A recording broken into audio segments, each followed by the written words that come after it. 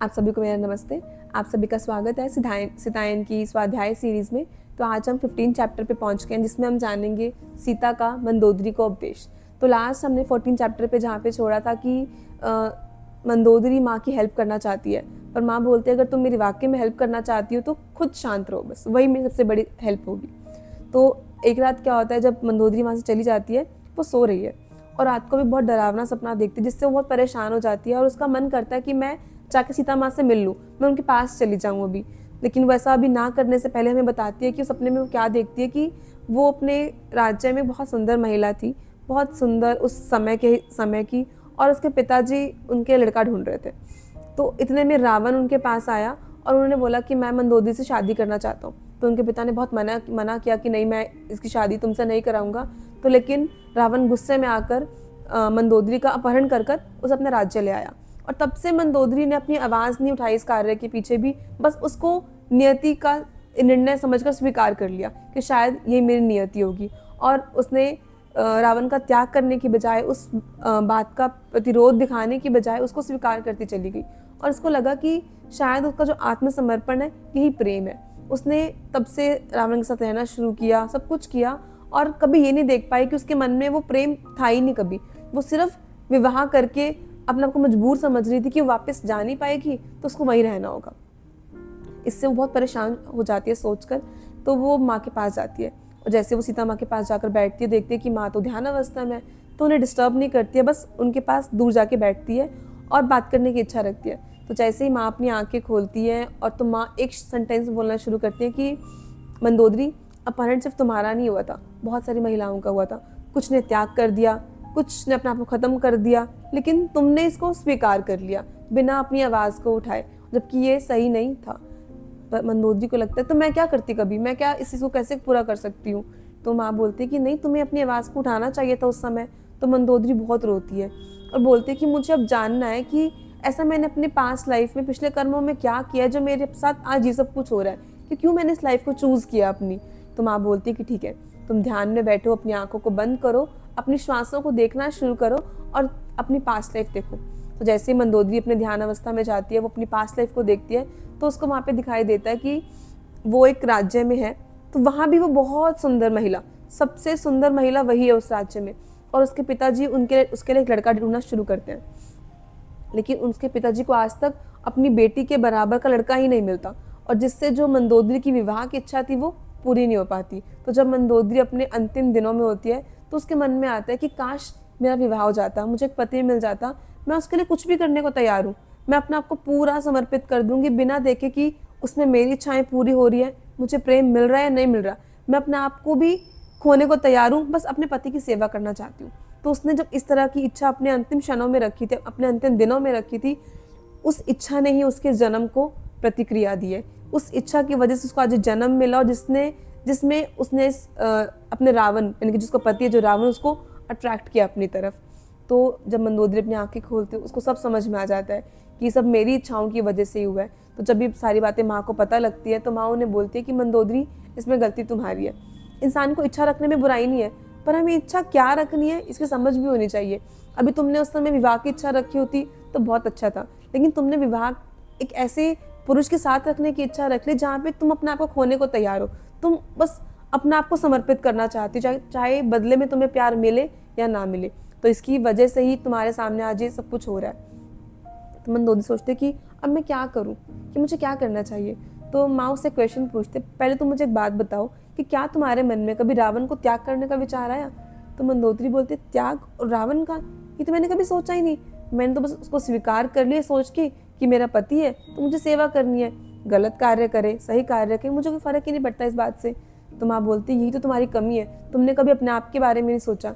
एक स्त्री का सबसे पहला कर्तव्य होता है अपने बारे में सोचना, अपनी गरिमाओं के बारे में सोचना, ऐसी वो कहीं भी अपने आप को खो नहीं सकती है।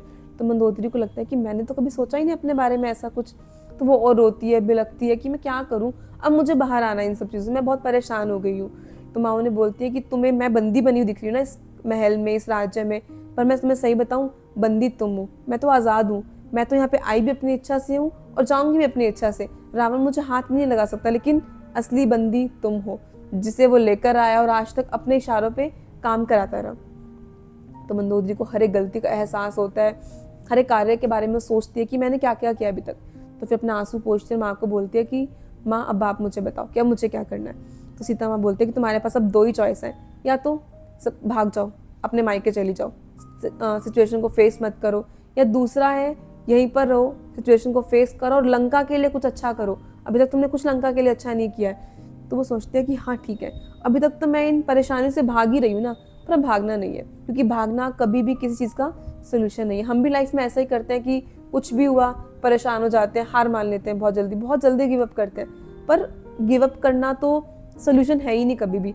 सोल्यूशन इज़ कि कुछ भी हो रहा है उसको देखो, समझो और फिर अपना जो जो दिमाग है, अपनी जो बुद्धि है, उसको प्रॉब्लम की बजाय सॉल्यूशंस को ढूंढने में लगाओ, तो डेफिनेटली आपको सॉल्यूशंस नज़र आएंगे। भागना तो कोई है ही नहीं कुछ भी।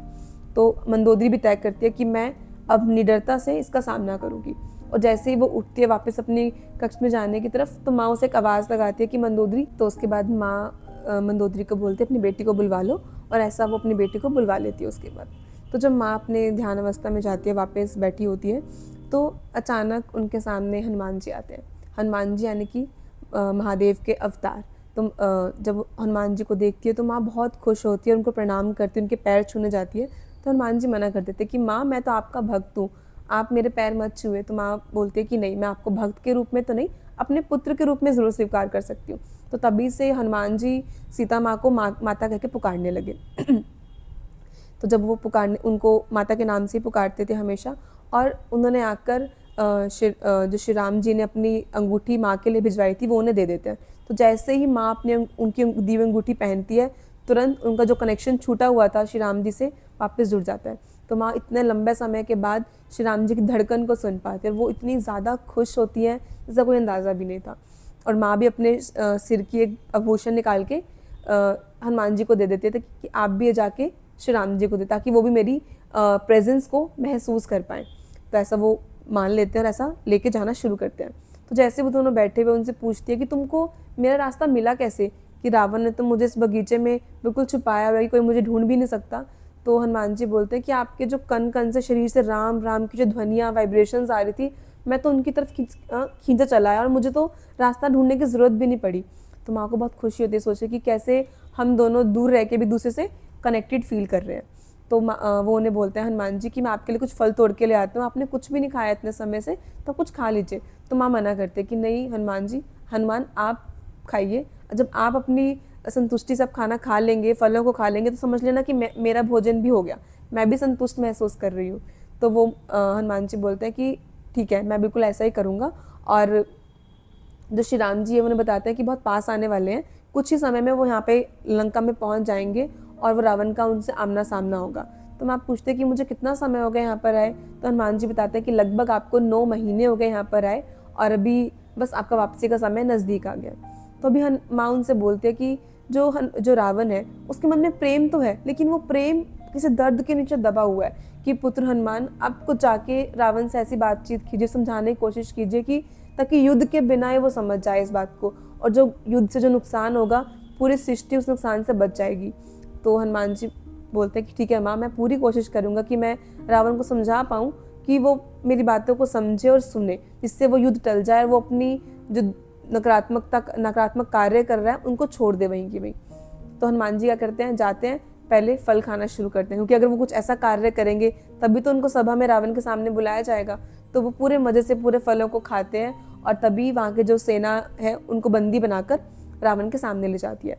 और रावण उनका बहुत मजाक उड़ाता है, उनके पुत्रों के साथ मिलकर उनका पूरा मजाक उड़ाता है कि तुम तो बंदर लग रहे हो, तुम्हारी इतनी लंबी पूंछ है। क्योंकि हनुमान जी ने सिर्फ एक लंगोट पहना हुआ है, तो उनको बोलते हैं तुमने तो सिर्फ एक वस्त्र पहना हुआ है।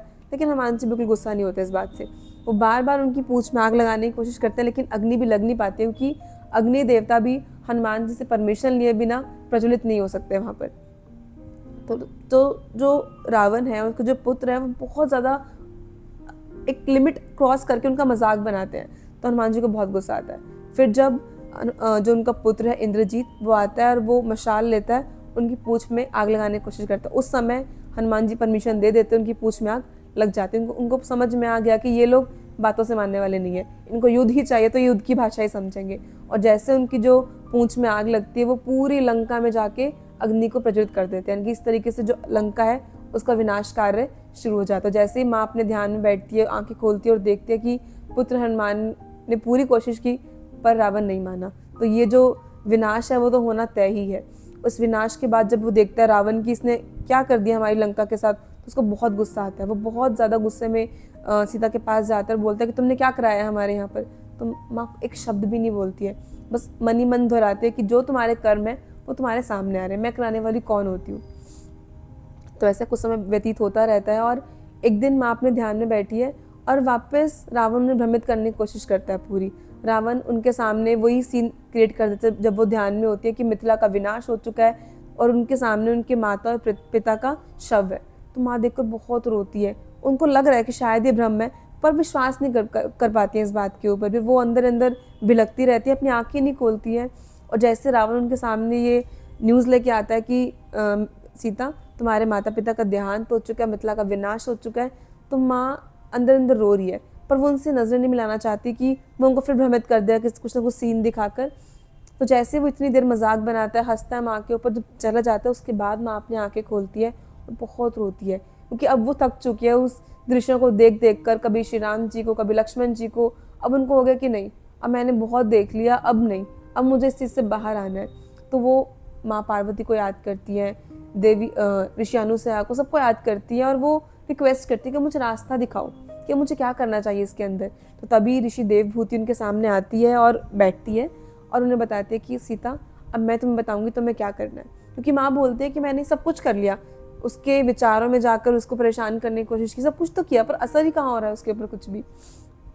तो ऋषि बोलती है कि अब तुम्हें उसके सपनों में प्रवेश करना है, क्योंकि जो रावण की कमजोरी है उसकी नींद, वो बिना नींद के नहीं रह सकता, तो अभी हमें उसको नींद के ऊपर वार करना है। तो ऋषि बोलते कि मैं तुम्हें आज उसके कक्ष में लेकर जाऊंगी रात को, और तुम उसके सपनों में प्रवेश करना और उसे वो सब कुछ याद कराना जो वो भूल चुका है। उसके मन में उस गिल्ट का बीज बोना बहुत ज़्यादा ज़रूरी है। जब तक वो मन में गिल्ट नहीं आएगा ना, तब तक वो एहसास नहीं कर पाएगा कि वो इस धरती पर क्यों आया था, वो क्या क्या कार्य कर रहा है। तो वैसा ही तय होता है, माँ ऋषि के साथ उनके कक्ष में जाती है और रात को उनके सपनों में प्रवेश करना शुरू करती है। तो जैसे ही माँ रावण के नींद में जाती है, सपनों में प्रवेश करती है, तो पहला सपना जो रावण देखता है वो है एक स्त्री उसके सामने रो रही है, उसको बहुत बुरा बोल रही है कि तुमने मेरे साथ क्या किया, मेरे साथ इतना दुर्व्यवहार किया, मेरे बच्चों को परेशान किया। तो रावण सब कुछ देख के परेशान हो जाता है। तो जैसे वो अगले दिन नींद से उठता है वो खोया खोया सा होता है। वो उस दिन सीता माँ से मिलने नहीं जाता क्योंकि उसकी जो नींद है वो पूरी नहीं हुई है। तो ऐसा कई दिनों तक चलता रहा। दूसरे दिन एक और स्त्री आती है, तीसरे दिन कोई और स्त्री आती है, चौथे दिन कोई और स्त्री आती है जो बार बार उसको ये रियलाइज़ कराती है कि तुमने हमारे साथ कितना कुछ गलत किया, जबकि हमारी कोई गलती भी नहीं थी। तुमने कितना हमें प्रताड़ित किया, अपहरण किया, हमें आत्महत्या करने तक पे मजबूर कर दिया। तो रावण इन 4-5 दिनों में सीता माँ के पास नहीं आ पाता, क्योंकि जो उसका मानसिक संतुलन था वो बिगड़ने लगता है। उसके पास शक्ति है, बल है, लेकिन जब तक हम मानसिक मेंटली स्टेबल नहीं होंगे ना, तो शक्ति और बल का भी इस्तेमाल नहीं कर सकते। तो यही रावण के साथ वार होना शुरू हो गया। तो बहुत गुस्सा आता है कि कुछ तो गड़बड़ हो रही है मेरे साथ। तो जैसे भी एक रात्रि सोता है, उस दिन उसके सपने में नारायणी, यानी कि जब वो वैकुंठ निवास में जय के रूप में था, वो उसको दृश्य दिखाया जाता है कि कैसे नारायणी ने इतना समझाया कि जय तुम मान जाओ, तुम अपने इस काम, क्रोध, लोभ, वासना, अहंकार, इन सब कुछ छोड़ दो, क्यों इस नकारात्मक ऊर्जा को अपने अंदर पनपने दे रहे हो। पर जय तब नहीं माना था। तब जय नकारात्मक ऊर्जा की तरफ बढ़ता चला गया, जिसकी वजह से उसने अपने इस जन्म को क्रिएट कर लिया। उसने खुद तय किया कि मैं जन्म लूंगा, अपनी सारी नकारात्मकता छोड़कर सकारात्मक बन जाऊंगा। लेकिन जो इसका रावण का जन्म था, जो जय ने लिया था, उसमें उसने और ज़्यादा नकारात्मक कार्य करे, जिसका कोई ठिकाना नहीं था। तो जब रावण अपने सपने में वो सीन देखता है, तब उसके मन में वो गिल्ट का बीज फूट जाता है कि ये मैंने क्या करा, कि नारायणी ने मुझे क्यों भेजा था, नारायण ने मुझे क्यों भेजा था, और सीता माँ ने मुझे कितना ज़्यादा समझाया इस जन्म में आकर मेरे सामने, पर मैं एक बात भी उनकी नहीं सुन पाया, एक बात समझ नहीं पाया उनकी। तो उसको बहुत रोता है, सपने में बहुत भी लगता है। तो जैसे अगले दिन वो उठता है, तो अभी तक क्या था, वो सपने देखता था और भूल जाता था, लेकिन अब जो सपनों में वो देख रहा है ना, वो सब उसे याद है। इस वजह से वो ना दिन में सो पा रहा है, ना रात को सो पा रहा है। वो बिल्कुल पागल सा हो गया कि मैं क्या करूं, मैं कैसे आगे बढ़ूं इस जीवन में। तो सीता माँ के पास जाता है और उन्हें बहुत बहुत गालियाँ, बहुत ऐसा बुरा बोलता है कि तुम्हारी वजह से बहुत कुछ हुआ है, तुम कैसी स्त्री हो, तुमने क्या काला जादू किया मेरे ऊपर, जिसकी वजह से मैं सो नहीं पा रहा हूँ, सपने आ रहे हैं मुझे बुरे बुरे।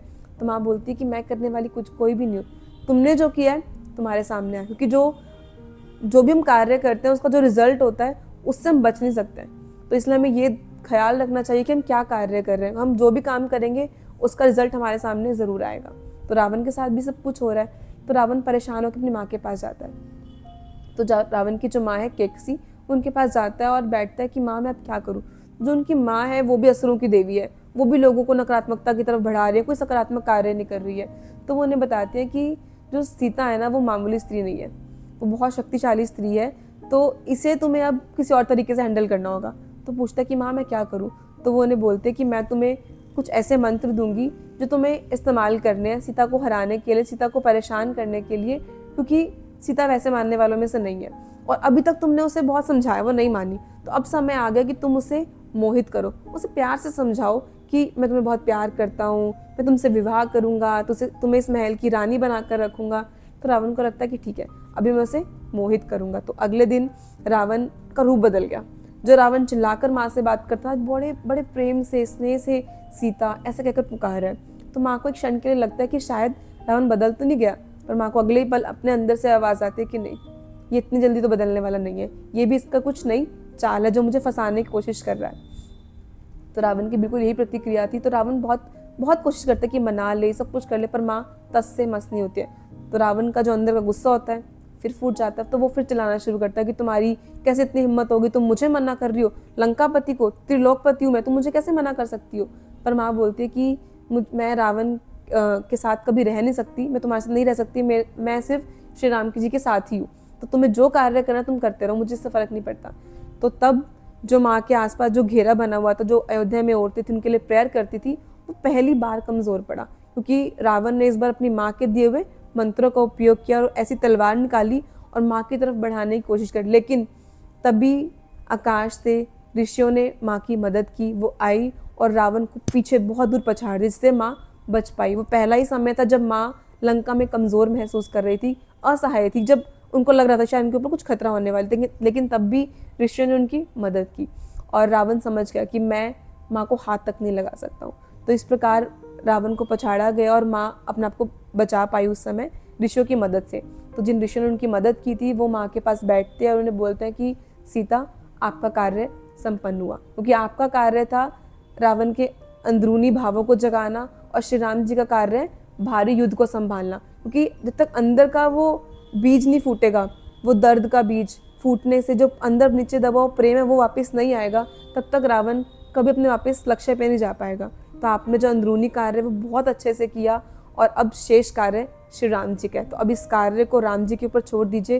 वो बहुत जल्द लंका के पास आने वाले हैं और देख रहे हैं कि वो कैसे रावण का विनाश कर पाएँ। तो इसके बाद जो भी कार्य हो गया, जब भी रावण का और श्री राम जी का जो युद्ध होगा उसके बारे में हम कल जानेंगे। तो thank you so much for listening, और जो भी आपके लर्निंग्स हैं हमें कमेंट सेक्शन में ज़रूर बताइए। Do share our channel and videos. Thank you so much.